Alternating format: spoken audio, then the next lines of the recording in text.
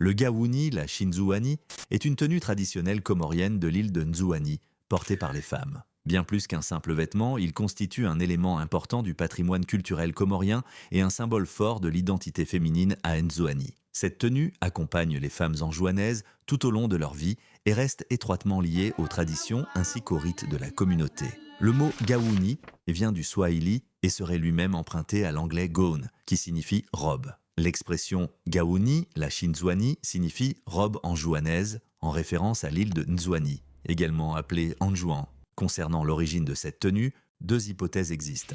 Selon le sociologue Nassuf Mouhidine, tel que rapporté par Neymat Abou Jafar en 1844, un notable de Moutsamoudou, d'origine anglaise, aurait offert à l'épouse du sultan Salim II une robe d'un seul tenant. Cette robe aurait ensuite connu des modifications au fil du temps, donnant progressivement naissance au gawuni tel qu'on le connaît aujourd'hui, composé de deux pièces, le kanzu, la tunique du haut, et le salouva, la partie inférieure. Cette évolution serait due au travail des couturières anjouanaises de Koni, Domoni, Niumakele et Sima qui ont perfectionné la coupe et les finitions de la tenue.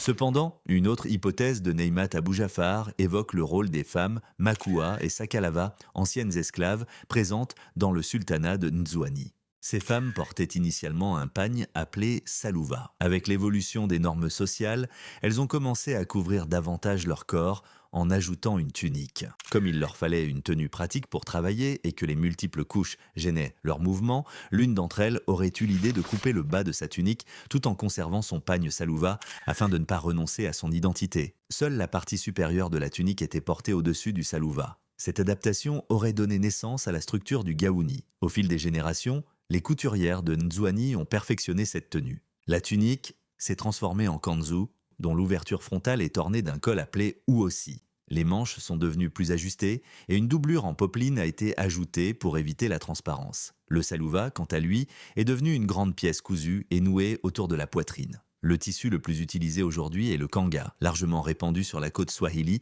et appelé nambawani Nzouani. Selon les tendances, le gawuni peut aussi être réalisé avec d'autres tissus comme le wax ou encore des tissus indiens en soie. La confection d'un gawuni demande un travail précis. En moyenne, il faut entre 3 et 4 jours pour réaliser un gawuni. Et certains modèles plus élaborés peuvent demander plusieurs semaines. Le gawuni accompagne la femme anjouanaise lors des différentes étapes de sa vie. Lorsqu'une fille naît, au 40e jour après l'accouchement, la mère et l'enfant portent toutes deux un gawuni pour se révéler au monde extérieur. Il est présent lors de la cérémonie du ponzo qui marque le passage d'une jeune fille à l'âge adulte. Lors du mariage, la mariée porte son plus beau gawuni et la tenue est omniprésente tout au long des festivités. Le gawuni est aussi offert en cadeau à la mariée et à la belle famille. À Nzouani, il est porté presque tous les jours, notamment le vendredi, jour de Jumura, durant la période du Ramadan, le jour de l'Aïd, lors des mariages, etc.